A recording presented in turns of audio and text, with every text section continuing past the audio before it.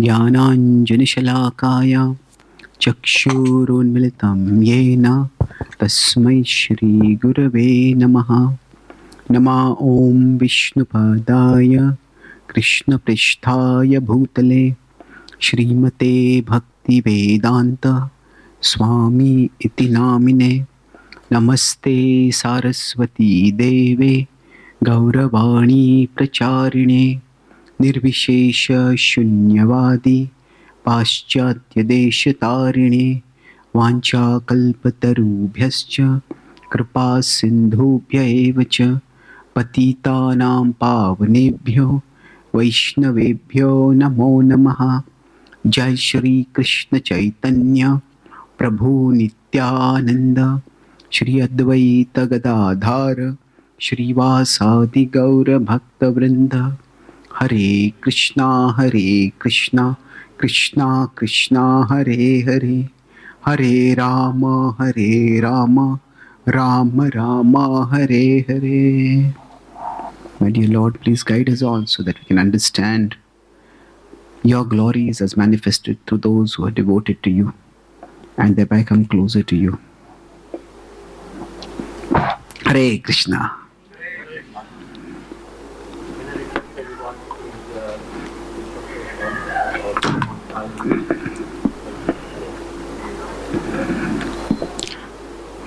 All of you are welcome today for the Sunday program here. And we had the appearance day of Srila Prabhupada immediately after Janmashtami.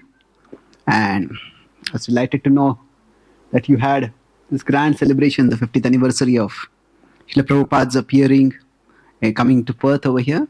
So on this day, I thought I'll talk about Srila Prabhupada's life. So I'll go over his life. We'll talk about some key incidents or key characteristics of what he did and how he did in various phases of his life. So I'll use the name of Srila Prabhupada as an acronym, and I'll divide his life into 8 stages. And we'll talk about what we can observe and learn from his life for our own, for facing our challenges in life and for growing spiritually in our own life. Now, if you look at Srila Prabhupada, in which year did he appear? Does anyone know? 1896. Yes. And till how long was he here with us? Yes, in a manifested form, he was there. He's still there in his books. But now, so during this period, he met his spiritual master in 1922. So we'll take this timeline and we will discuss characteristics based on this. Now, before this itself, now we see that he was a man of principles. He grew up in India at a time when India was under colonial rule. And slowly, India had started awakening to the huge exploitation that was being done by the British. The economic exploitation, the cultural devastation, the cultural uprooting of the faith primarily, not so much explicit devastation. But so when Prabhupada was getting educated at that he was in Bengal, that was the center of the Indian independence movement. And in 1920, Gandhiji had launched the first major struggle for independence. That was the non-cooperation movement. So at that time, Prabhupada also was born in a family that was very spiritual. He says that every morning he would wake up to the sound of the artis. So he had a very deep spiritual inclination, attraction. When he was just less than 10 years old, he had organized a Rath Yatra festival. When his hands were not long enough to reach to the two sides of a mridanga. At that time itself, his father had said that he should learn mridanga, and he had arranged a teacher for him. And Prabhupada, he says, may he become a great devotee of Radharani. So he had that spiritual inclination strongly. And he felt that India's spiritual culture would be destroyed while India was under colonial rule. So he joined the Indian independence movement, and at that time, nowadays the word activist.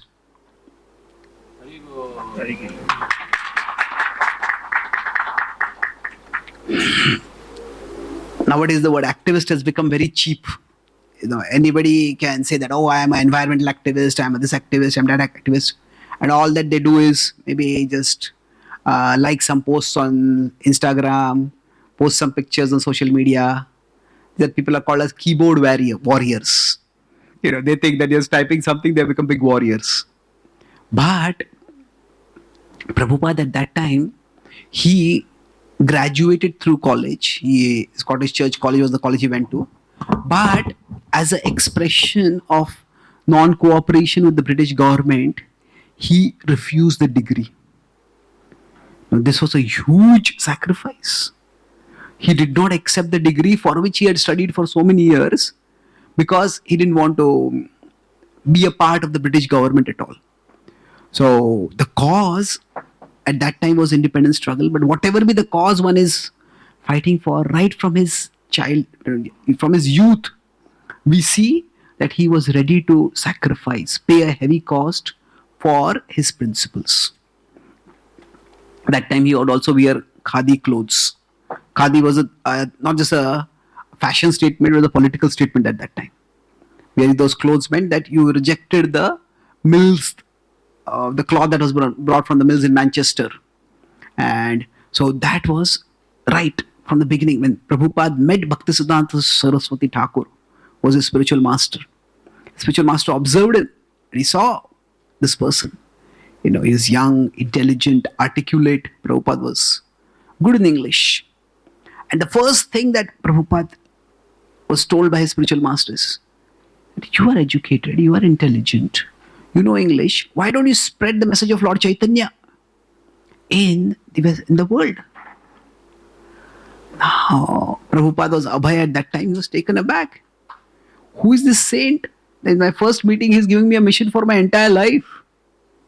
And Prabhupada felt he was already working. He said that, no, we cannot really work without independence. So Bhaktisiddhanta Thakur, they had a very vibrant, robust discussion. After that, he said that the spiritual raising of consciousness is the most important thing. Prabhupada agreed. And while he was a missionary, see, one tendency is that when we take up any one cause, we become inspired by that, we can lose perspective and go to extremes. Like when we make one thing important, we make it so important that we trivialize everything else. But that's what we see. Srila Prabhupada met his spiritual master. The next thing he exhibited was, he said that if I had not been married, I would have immediately joined my spiritual master's mission. I would have become a full-time missionary. But he felt that, he speaks that, now that I was married, I had a child, it would be unfair for my family if I just renounced. So then Prabhupada took responsibility. So sometimes spirituality becomes an excuse for irresponsibility. And Prabhupada did not simply think of that as a material responsibility, I have to take care of my family. That was there. Prabhupada saw it as dharma, and he saw it also as an opportunity to serve his spiritual master.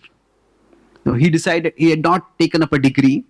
So the avenue of going into the government and getting a secure job was closed for him. That's what many people at that time who were educated in the main British education system would choose that trajectory.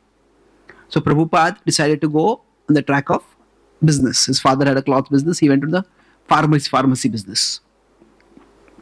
So now at that time, Prabhupada thought that now that I have become a grahastha, grahasthas are meant to give charity. So he says, if I earn a lot of money, then I can give a lot of charity to my spiritual master's mission. And that way I can assist. And for that purpose, Srila Prabhupada during his grahastha ashram worked extremely hard. If we consider, let me try this, I always fail.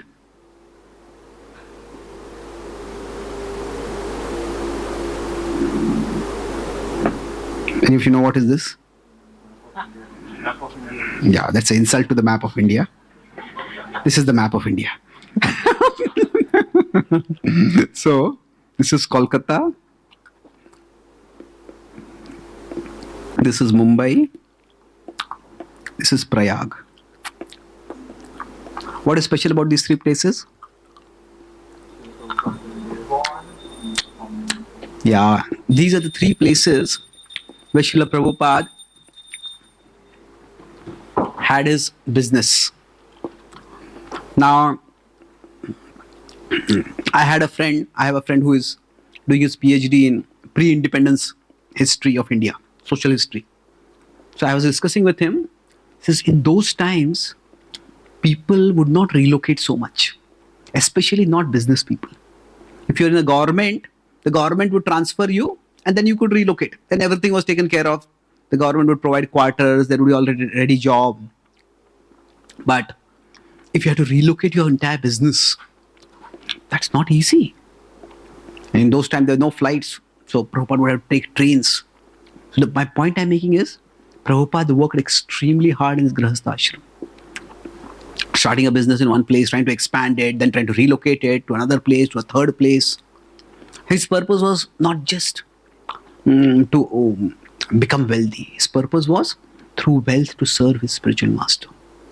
He diligently tried that. If we read Srila Prabhupada's books, now we'll see that he quotes so many verses. I've always had this question, when did Prabhupada get time to read? Because he had a busy Grihastha life, he had many children, he had a big business. So that was primarily when he would travel for his business. But when he was traveling for business, it was not necessarily comfortable. It's okay. Okay.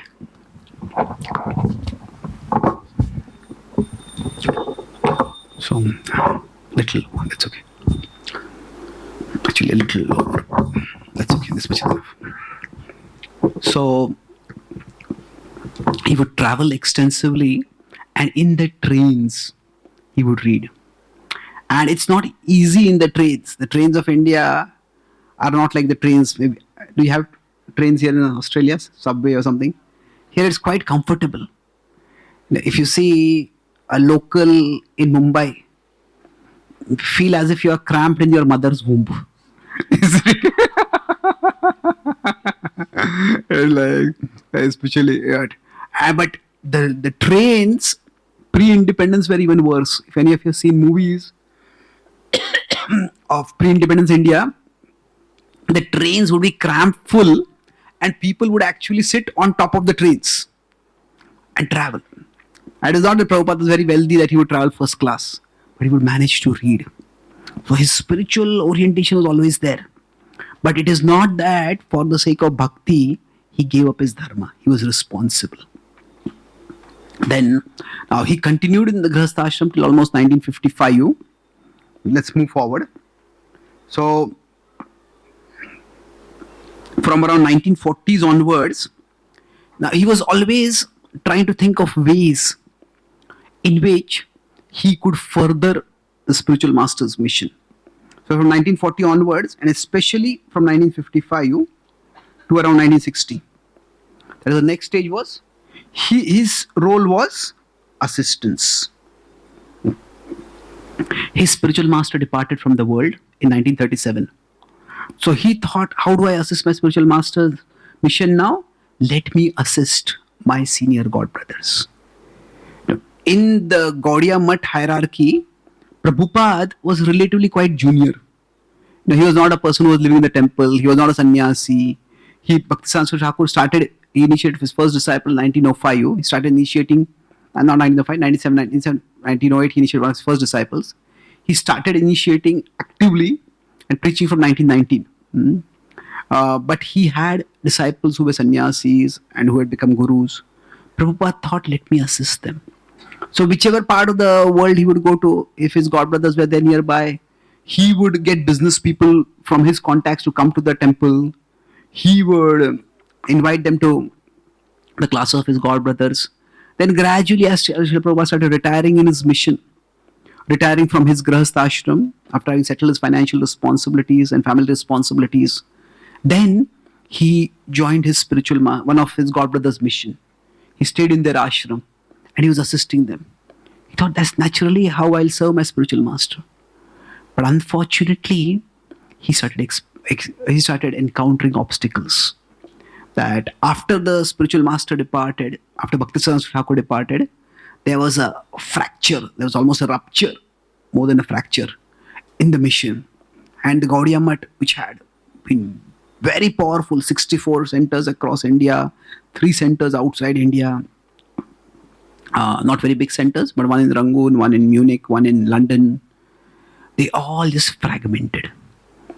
And everybody was concerned about just protecting their property, and it started becoming more like a temple, a ritualistic Indian temple, where there was not much zeal for sharing Krishna Bhakti. It became more like a cultural place for coming and worshipping and doing some puja and taking some donation. Prabhupada wanted to print magazines and distribute. His spiritual master had a magazine called Harmonist. He said, let's expand it. I'll get the sponsorship. I will increase the circulation. Prabhupada got the sponsorship. He said, no. The matha he was in, the guru of that matha started feeling insecure. He said, this person is coming here. He's doing more service than me.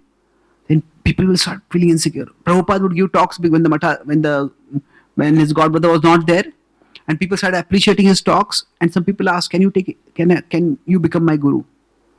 And then that godbrother started feeling, no, this is our matha. I should be the guru, not you. So Prabhupada started experiencing obstacles everywhere.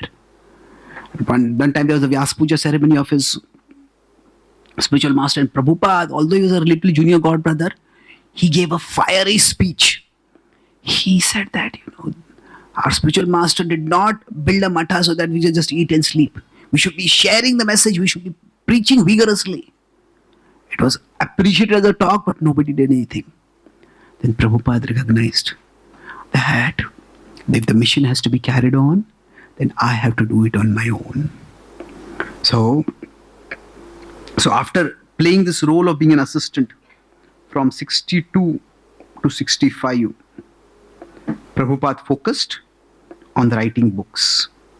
In 1944 itself, he had started the Back to Godhead magazine, and he had been distributing that. It had been very difficult because the World War was going on at that time. Prabhupada started that, and Prabhupada had such dedication, but at the same time, he was very open to learning. One of the biggest problems with religious groups is that religion often leads to a sense of certainty that goes into arrogance. I know everything. You are all ignorant. You just listen to me and become enlightened. That was not Prabhupada's mood. When Prabhupada was working very hard, he would himself, there were times when he was running the magazine and he did not have enough money to actually have his own breakfast. So he would still buy paper so that the magazine could be printed. And then when he would go to the printer would ask, Swamiji, did you have any breakfast? Prabhupada would not say no. But when Prabhupada would not reply, he would understand. And he would try to arrange something some days for Prabhupada. So he was extremely dedicated in printing the magazine. And unfortunately, nobody seemed to be interested. Then there was a postman who met Prabhupada, and he said, Swamiji, he had brought some mail for Prabhupada. He said, Swamiji, you are working so hard writing these magazines, but people read magazine and throw it away. You can write books. Now, Prabhupada did not go on an ego trip. Do you know who I am? I am a sannyasi. I am a guru. I've descended from the spiritual world. You think you can instruct me? No. A genuine devotee is always open to the signals of Krishna from everywhere. Prabhupada felt, this is my spiritual master speaking. And then Prabhupada shifted to writing books. And then it was in this phase from 62 to 65 that he produced the Bhagavatam. He produced the Bhagavatam first canto. At that time he produced it in 3 volumes. 1 volume came out every year. Now this was a time that Srila Prabhupada was living in Vrindavan because Vrindavan was cheaper. Now Delhi was a city about 1.5 hours away from there, 2 hours away. That was a happening place. But Prabhupada did not have enough money to stay in Delhi. Even in Vrindavan, there are devotees who met him. Prabhupada's situation was such that writing books, he had very little resources. Later on, when devotees were helping him in printing his books, later on when the movement became big, Prabhupada had no money to even buy paper for writing his books. In 1968, when 1966, when one devotee Hagariv Prabhu, Howard Wheeler was helping Prabhupada type, he noticed that Prabhupada had his manuscript was written on the back of envelopes. When we get an envelope what happens is there's address, but otherwise the envelope is blank. So Prabhupada would open the envelope and he would stick something on the address slip and then he would write on the envelope. And that's how he had stapled things together. And whenever he would get paper, Prabhupada, because paper was so expensive, he didn't have money at that time, there would be no margins. Prabhupada would write from the left top to the right bottom. And like that, the Prabhupada didn't have money to buy paper. That time he made a vision of translating the entire Srimad Bhagavatam. It's several thousand verses. And Prabhupada made a plan, this will be a 50-volume book. Later on they decided to change the plan and now it's in 18 volumes, 12 cantos. But at that time it was a 50-volume plan. And it's like, you don't have enough money to repair the leakage in your house and you think I'll build a skyscraper. That was Prabhupada. He was so untiring in his ambition. And he had to go here and there to get sponsorship. The first volume was printed finally. It took 1 year for Prabhupada. Not to write. Writing was easy for him. But to get the logistics to get the book printed. And 62, 63, 64, 1 year, 1 volume. This is where, till now, everything that Srila Prabhupada had done, none of that had seemed to be successful. His business had not really been very successful. He had tried very hard, but it just managed to break even, not much to beyond that. He had tried to assist his godbrothers, that had not worked. Now books, when he started writing, this was the first time. The Bhagavatam is a very respected book in the Indian historical tradition. This was the first translation and commentary in English. So he was able to give this book to the President of India, who was quite spiritually minded. He gave it to the Prime Minister of India, and both of them gave endorsements, and they said that this book should go to all the libraries in India. And then sponsorship for the remaining volumes started flowing. Now this is the time when Prabhupada could have taken it easy. He said that, okay, maybe this is the service that Krishna wants me to do. I'll become an author, and in future years, people will read books, and then they will benefit. But for Prabhupada, his goal was not just to become an author. His goal was to inspire people spiritually. And book was one means to it. So he worked. And after that, you consider over here, H is Prabhupada took the greatest hardship in his life. That was in 65. At the age of 69, nearing 70, he decided, I will go to America. Now, normally speaking, for most people, they have big ambitions when they are young. If you ask a small kid, okay, maybe 8, 9, 10, what do you want to do? I want to become the president of the country. I want to become the latest YouTube celebrity. I want to become a millionaire. I want to become a billionaire. I want to become the world's wealthiest person. But then as you keep growing, we have big ambitions, but life keeps beating down our ambitions. By the time we graduate, we think, if I get a job, it will be good. Normally, when we face failures, slowly our ambitions start going down. Now, Prabhupada had faced so many setbacks. He had not, his outreach had not got any success in India. From 1922, he had been trying. From 1944, he had been trying in much more focused way. From 1955, that had been like more or less everything that he was doing. That was his singular focus. But he had nothing to show. There's one disciple who was also not a very serious disciple. Prabhupada had no success to show. And what did Prabhupada think? I will go to America. It's like some cricketer on his home territory has always got out as hero. And he says, I want to go to foreign territory and I'll score double century over there. His ambition was unbelievable. And still nothing was working out. And Prabhupada finally got the sponsorship. There's one relative, one acquaintance, quasi-acquaintance, who had a son in America. And he got him through his sponsorship. He said, the Agarwal family. And Prabhupada didn't even know this person very well. And when the mail came to him that he got a sponsorship, Prabhupada was in such privation at that time, he didn't have a fixed address. And the letter that came from the American embassy, that was forwarded 4 times. Like sometimes a person leaves a home and they go to the next home, the forwarding address is there. So, for Prabhupada's going to America, we have to thank the Indian postal system. That 4 times the letter was forwarded. And Prabhupada was surprised. He had to remember, who is this Mr. Agarwal? But now he got the sponsorship. And in terms of the legal sponsorship he had got. But now the money, how would he go abroad? So he came to meet one of his well-wishers who had organized some programs for him. Mrs. Scindia. She had a steamship company. And she told him, she was in India, the culture is if somebody is elder, respectable, you don't say a direct no to their face. So if you want to say no, just avoid meeting them. And hopefully they'll go where you don't have to say no. So Prabhupada wanted to meet her and he told the secretary what was the request. The secretary said, she is busy. Prabhupada waited from morning to evening. And Prabhupada said, unless I meet her, I will not go from here. Then the evening when she was leaving and she said, Swamiji is here? Yes, he's been there for 8 hours. Yes, Swamiji, I have to rush now, but we'll meet tomorrow.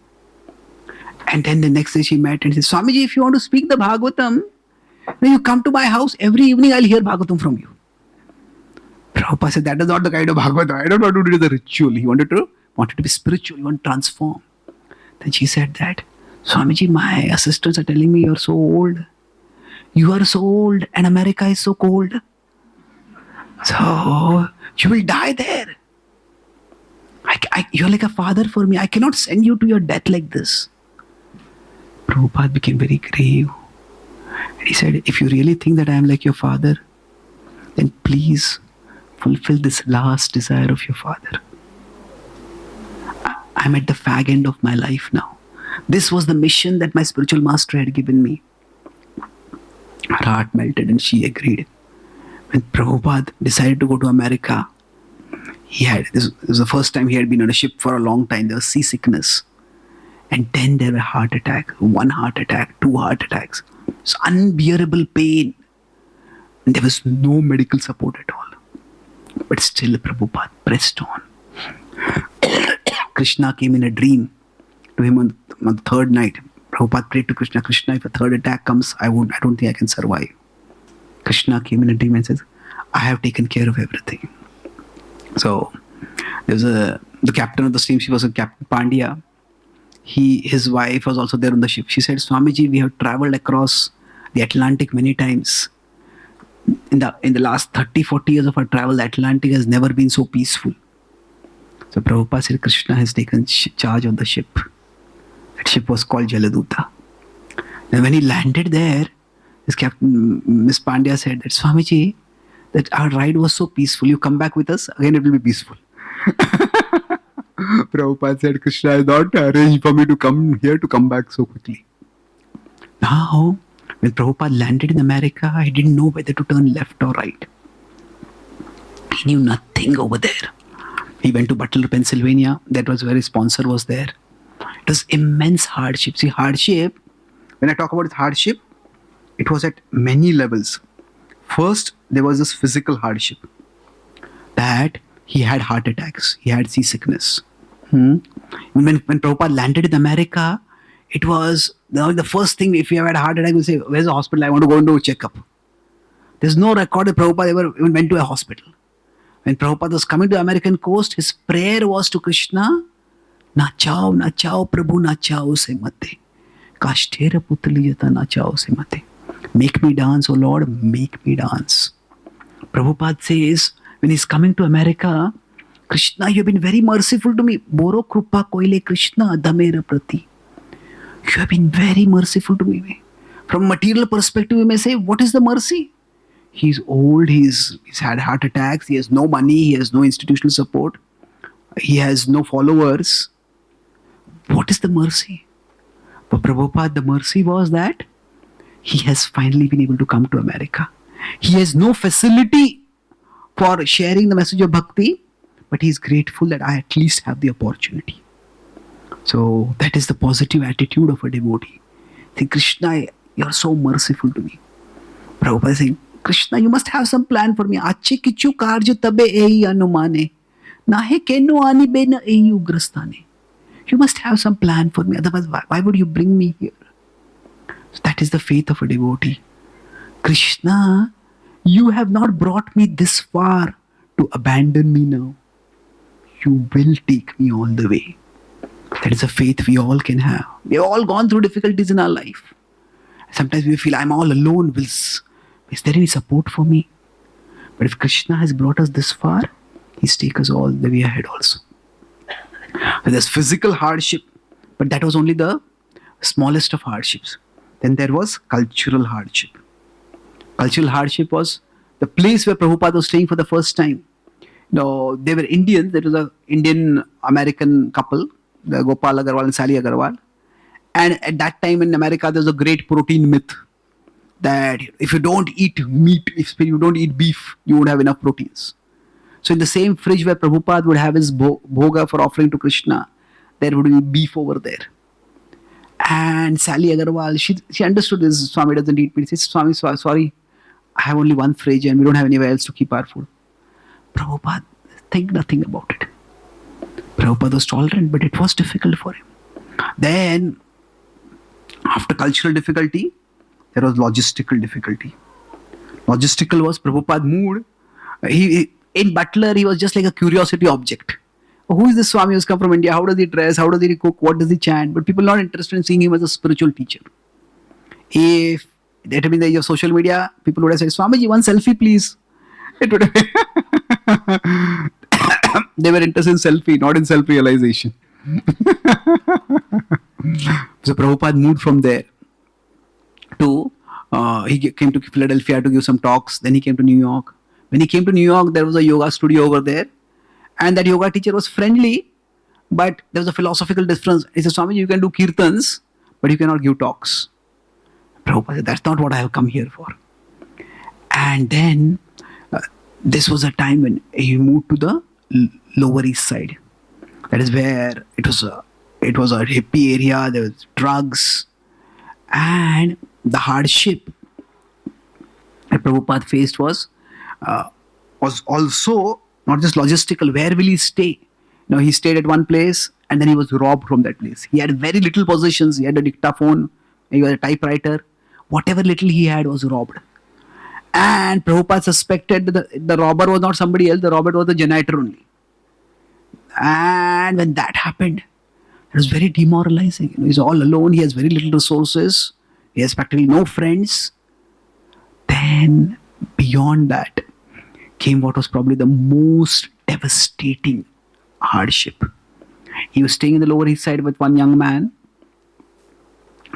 David Allen, who seemed to be ready to become a devotee, probably his first American disciple. And then one day, this David, who had been a drug user and had stopped using it, suddenly he took drugs again, and he had an episode. He just went mad, and he came to attack Prabhupada. And he went wild, and Prabhupada was in a 3-story building. He just had to leave, and he was on the road.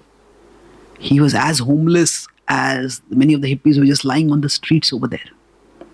So, no, this was not just a physical danger. This was more like a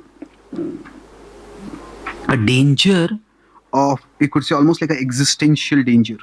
What do you mean existential means? Not just a danger to his existence, but to his very purpose. See, if a doctor goes to treat a patient And while treating the patient only goes wild and attacks the doctor. The doctor may think, why am I even here? Why should I even treat these people? Are these people even treatable? So this, somebody who could be a potential disciple turning around to attack him. This was probably the most devastating time for Prabhupada. The hardship, see, for the spiritual master, when they try to share bhakti, this is one of the greatest dangers. The people towards whom they are trying to extend themselves. If those people turn bad, if those people turn violent, if those people turn malicious. So already his godbrothers had told him that these Western people cannot become devotees. That these Western people, one of his spiritual godbrothers had gone to UK, two of his godbrothers, and they had gone. The spiritual master had funded their mission fully. And after trying for 2-3 years, they came back. And when they came back, the spiritual master came to meet them at the port. And the first thing they said in replying is, your process doesn't work. So those words would have been there in the back of his mind. But Prabhupada kept persisting. And this was the time when, for him, he was all, the neighborhood where he had gone to, the Lower East Side, that was a trigger-happy neighborhood. People would take drugs. America is a country where people can have guns. That is, people would just go crazy and start shooting also. But this was a place where Prabhupada was staying. And then, while he was staying there, slowly, so from 65 to 66, probably was the period of the greatest hardship. The hardship continued, but here, this Prabhupada voluntarily went there at that age and took up that immense hardship for the sake of his spiritual master's mission. And then from 66 onwards, the success that started coming, what is most spectacular about the success was its unlikeliness. The audience that came to him was probably the most unlikely audience that anybody could have thought about. See, from the Indian perspective, from the West is often considered to be a land that is degraded. Mm-hmm. Now, the hippies were a very peculiar phenomena in Western culture. Now, the word hippie has become very normalized in some ways. But the hippies were considered degraded even by the West. So they were considered degraded by those whom the followers of the Vedic culture considered degraded. And for them, Prabhupada had lived such a pure life, he had never drunk even tea or coffee in his entire life. And here there were people for whom breaking all the regulative principles was a regulative principle. Their idea was rebel against mainstream society. So, these people, they were remarkable phenomena in American history. Somehow, they had got the idea that they were somewhat spiritually inclined, but they had the idea that you become spiritual by taking drugs. So, what is the unlikeliness? It was their habits were extremely unclean. In the history of the world, there is hardly any other religious or spiritual movement where the distance between the guru and the followers was so great. The distance was in terms of age, the distance was in terms of education. Prabhupada was educated in British colonial education. Many of his disciples were dropouts from colleges, those who became disciples. In terms of religion, they were born in Christian or Jewish background. At that time, people didn't even know who Krishna was. When Prabhupada, when the devotees first saw something of Hanuman, the picture of Hanuman, they thought, Swami, is this a rabbit or is this a cat? What is it? They had no idea what it was. So in terms of religion, there was difference. In terms of, we could say, intellectual background. No. Prabhupada had not extensively studied Western philosophy and they had not studied anything Indian. Then, of course, in terms of culture, there was a huge difference. As I said, Prabhupada's habits were very pure. For them, it is completely impure. So, it is from a material perspective, if somebody were going to start a business.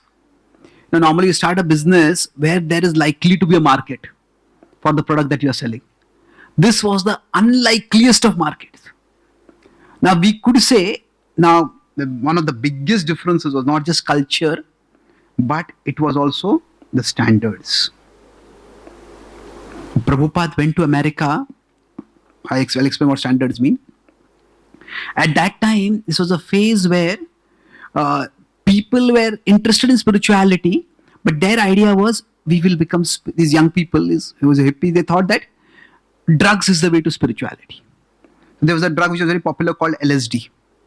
Now, LSD is the short form for a chemical name, but these people had renamed that drug. They called it as the League of Spiritual Discovery.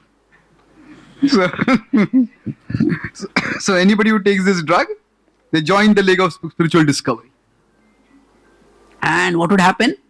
That when people would take drugs, often people become incoherent and they speak all kinds of crazy things.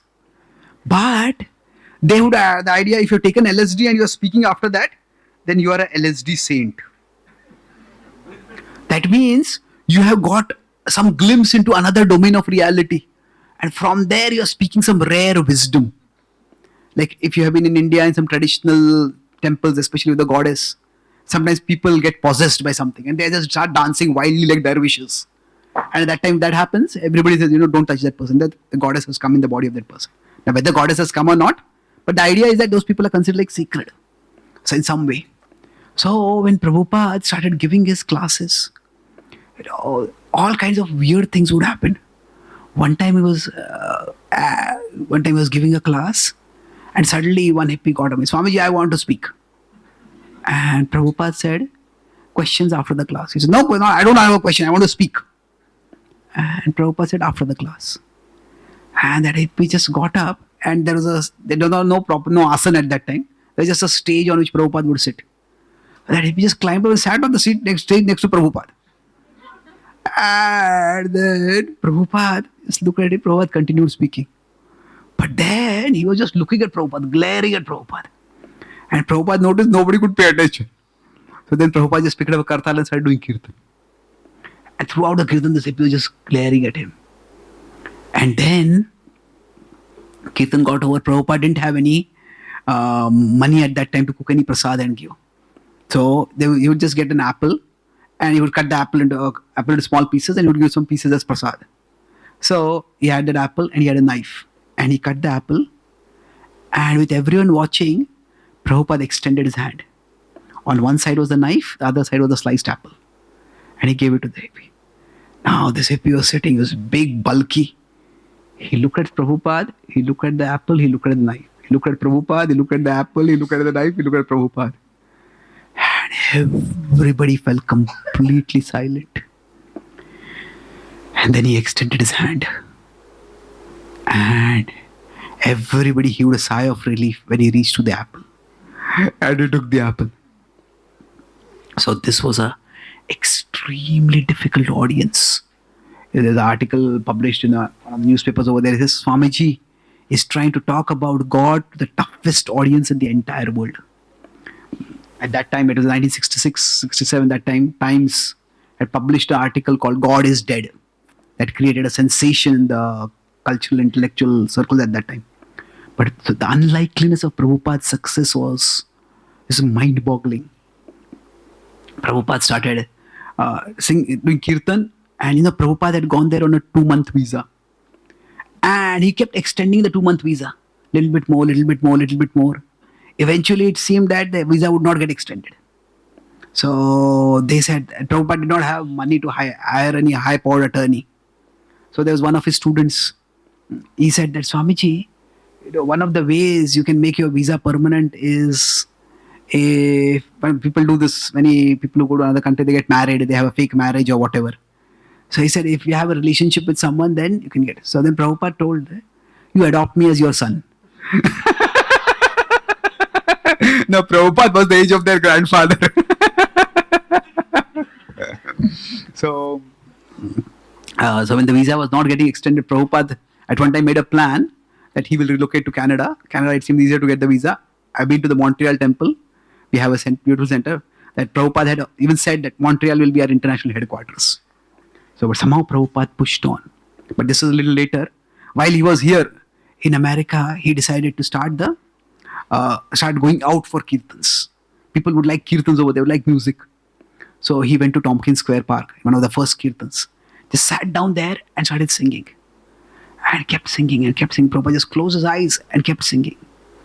And there are a few people who had attended his program, they started dancing. And others started dancing. After 20, 25 minutes, Prabhupada opened his eyes. And there are 60, 70 people, all of them were dancing. And this was the beginning. And Prabhupada was so unassuming.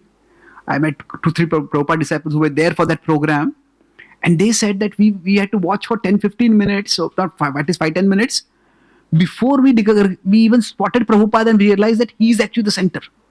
Because everybody is dancing in their own way, doing all kind of things. Everyone was watching the spectacle. And then they noticed, okay, this is the person who is singing. Because at that time, people didn't know so well. Normally when we do kirtan, it's responsive. One person sings and the other person sings after that. Everybody sings after that.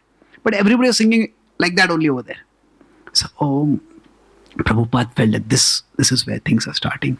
So in Tompkins Square Park, even now there is that tree under which Prabhupada had sat and sung. And the New York government has put a plaque under the tree. They call it the Hare Krishna tree. And this is from here. It is from here that the Hare Krishna movement began. So that was Srila Prabhupada. The unlikeliness of his success was remarkable, but Prabhupada kept pushing on. Then when he went to from there, some of his disciples went to San Francisco, the other end of the country. And there, Prabhupada had gone. Prabhupada was sick. He could not go out much.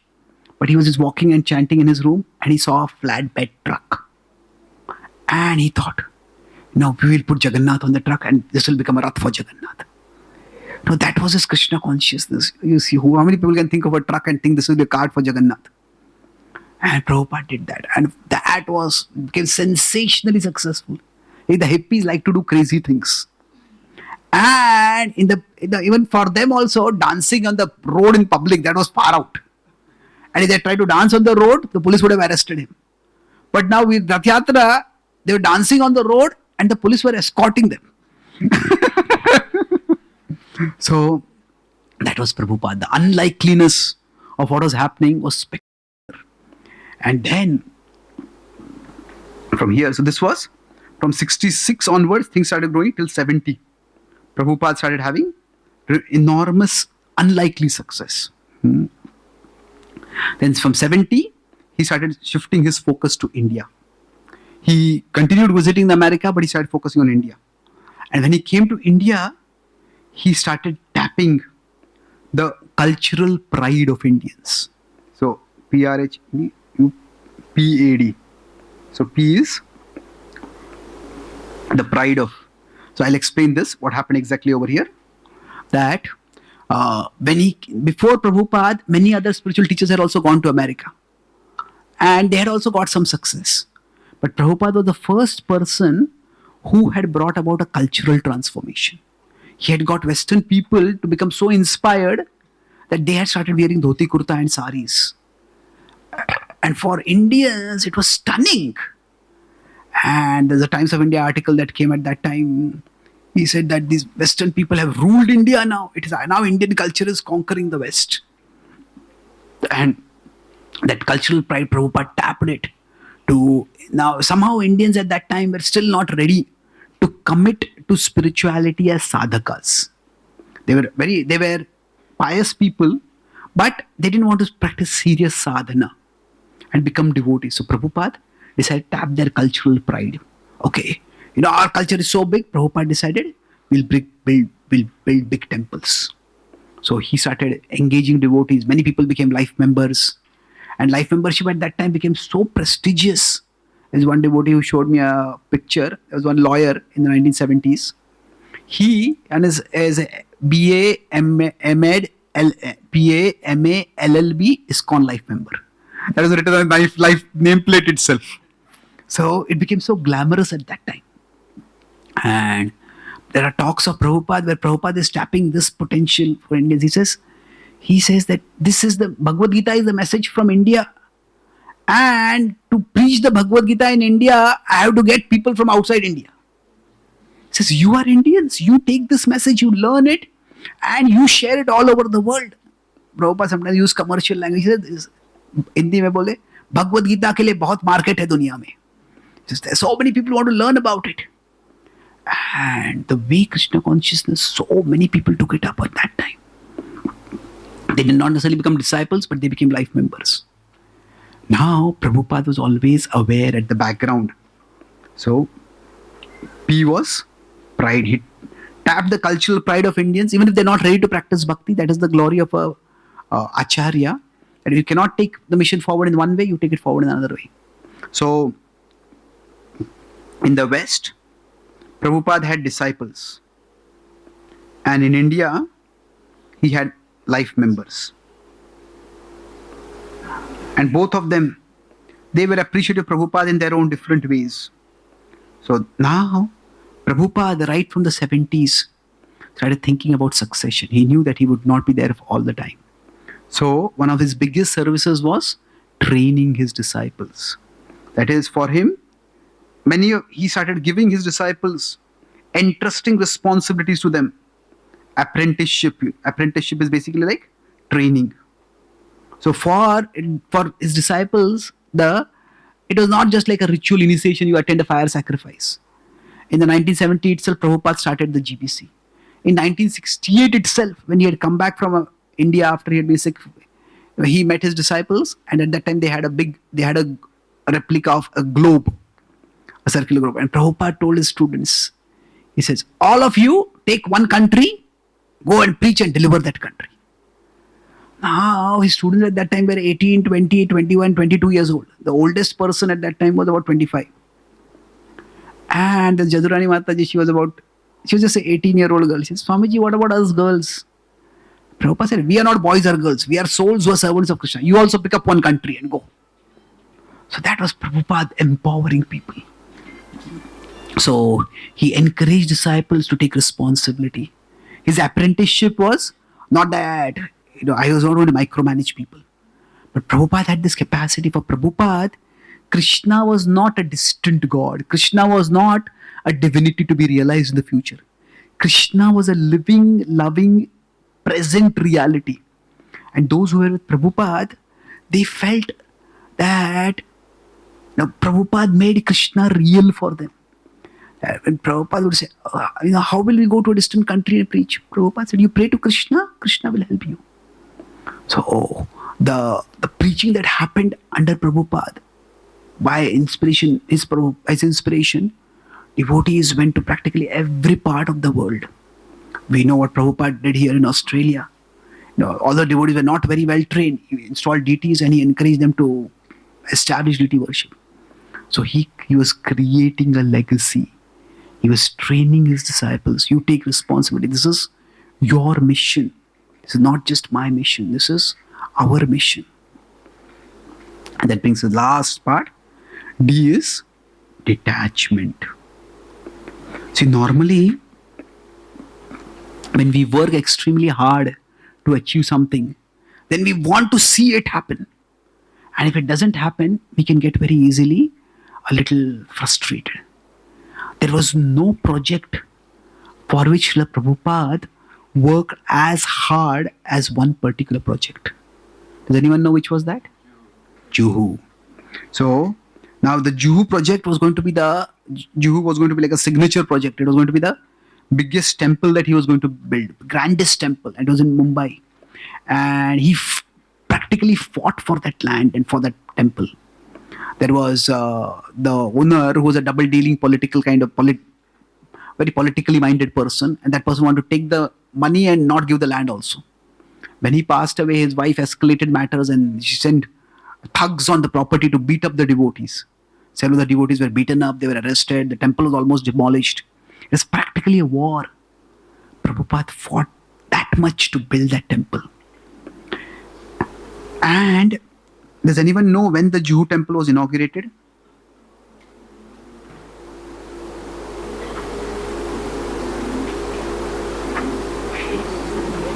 Yes, it was Jan 14, 1978. When did Srila Prabhupada depart from the world? Yes, November 14, 1977. Now this was the biggest project of Srila Prabhupada's life. And It was just 2 months away. Anybody who's worked very hard to achieve something, that I want to see this happen, I want to see this through. But when Prabhupada's body started falling apart, one of his well-wishers, followers asked him, Swamiji, do you have any last desires? Prabhupada said, Kuch ichha nahi. Kuch ichha nahi. I have no desire. Now, would Prabhupada not have desired to see the Juhu temple? Of course. But this is ultimately the test of devotion. Now, devotion means that if we are in this world, and Krishna is in the spiritual world, so we want to offer the things of this world to Krishna. We have a desire. Okay, I want to build a beautiful house, and in that I'll have a magnificent altar. Or I want to do this for Krishna. I want to do this for Krishna. So there is the desire to offer things to Krishna. And that's a wonderful desire, a noble desire. But the test of our desire is that our desire for Krishna, the desire to be with Krishna, should be greater than our desire to offer things to Krishna. Sometimes what happens, I've seen this across the world, there are many devotees who want to serve very earnestly. But then when they're trying to do something, maybe start a Goshala, build a temple, do some preaching program, do some college preaching, whatever it is they want to do. And when somehow they're trying to do it and others are not cooperating, others are not supporting, others are putting in obstacles, then they often become very bitter. This person like this, that person like that. And you just start talking with them, like so much poison comes out. They are eager to serve, but unfortunately, that eagerness to serve has transformed into bitterness. Because there's an obstacle in the service. And somebody is becoming the obstacle. Now, it's understandable, but still it's undesirable. In trying to offer the world to Krishna, we may end up making our heart unofferable to Krishna. If our heart is bitter, filled with bitterness towards devotees, bitterness towards other people, then what are we offering to Krishna?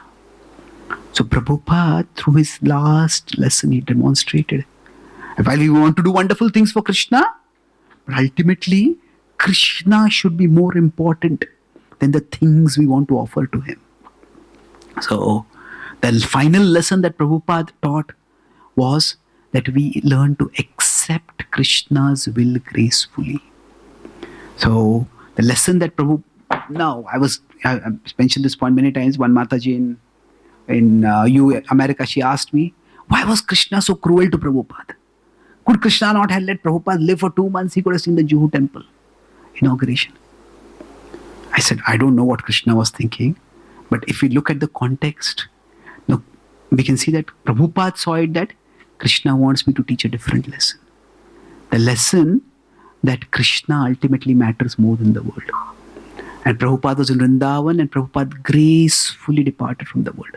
Till his last moments, he was dictating the Bhagavatam purports, he was hearing Krishna Katha, he was hearing Krishna Kirtan, and he accepted Krishna's will gracefully. Ultimately, that is you could say that is the most important sign of devotion. That what we do in the world is important, but for whom we do, that person is even more important. So the detachment from the things of this world is Prabhupada's sign of, one of the greatest signs of Prabhupada's extraordinary devotion. He did extraordinary things for Krishna, and he was ready to leave behind extraordinary things, having faith that this is not my mission, this is Krishna's mission. It's not that I have to do everything. If Krishna wants, Krishna will make things happen through others. And we are blessed to be among those others. The mission that Prabhupada started, his disciples have carried it forward. From 108 temples, now we have almost 700 temples across the world. We have 700 centers with many more centers and temples coming up constantly. That mission has spread. And that legacy is there for all of us to ourselves accept and to share with others. The gift that we get from the spiritual master, what is that gift ultimately? Prabhupada said once that I have inherited the legacy of my spiritual master. Now, Prabhupada did not inherit anything. He did not get any money. He did not get any temples. He did not get any disciples. The legacy of the spiritual master is the desire to glorify Krishna. Krishna is such a wonderful Lord. I want the whole world to know about Krishna. How can anyone have a meaningful life if their life is not filled with love for Krishna? I want to share that with everyone. That was the legacy that Prabhupada got. From that desire to glorify Krishna came temples. From that desire to glorify Krishna came books. From that desire to glorify Krishna came devotees. And it is that desire to glorify Krishna that is Srila Prabhupada's gift for all of us. We relish Krishna's glories and we share those glories with others. That is what will make our life enriched. While we are in this world with a deep and satisfying purpose, it will become enriched. Ultimately, that is what will reunite us with Krishna beyond this world.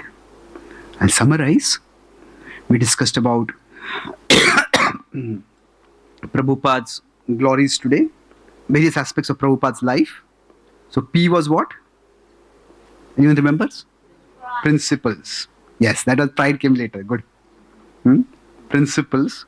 That was Prabhupada. We see pre-1992 also. 1922, before he met Prabhupada, he was ready to sacrifice the degree for his principles. He got education, but for the sake of the independence struggle, he was ready to give that up. Then R was responsibility. So from 22 to almost 55, he was doing this responsibility as a householder. While he was doing that, he was trying to gain artha, wealth, so that he could use it for service, for preaching the mission. And that is when he also worked very hard. He tried his business at various places. He also studied Shastra when he could. And he was preparing his life for a future mission. Then A was? Assistance. Yes. So when he started focusing on preaching, he couldn't focus on preaching. So almost from 33 when he took initiation, and especially from 44 onwards till 55, he was assisting his godbrothers. So his spiritual master had departed. So he was sometimes staying in their mission, staying in their ashram, assisting them in editing the magazines. He was working very hard. Then after that, B was books. So he focused from 62 to 64 in writing the Bhagavatam. The first canto he published in 3 volumes. And that was where he could have stayed on and very easily completed the Bhagavatam. But then that's when he decided to, H was hardship. He himself took the extraordinary hardship of going to America. To America at the age, so the hardship was many things. It was physical, that he was 69, he was not in good health, he had a heart attack. Beyond physical, it was cultural. The people who they had no clean habits. He had to live in places where this was, and logistically, he didn't even know where he would stay, to go from one place to another. And ultimately, that was relational. The very people whom he was trying to elevate, one of them turned and attacked him.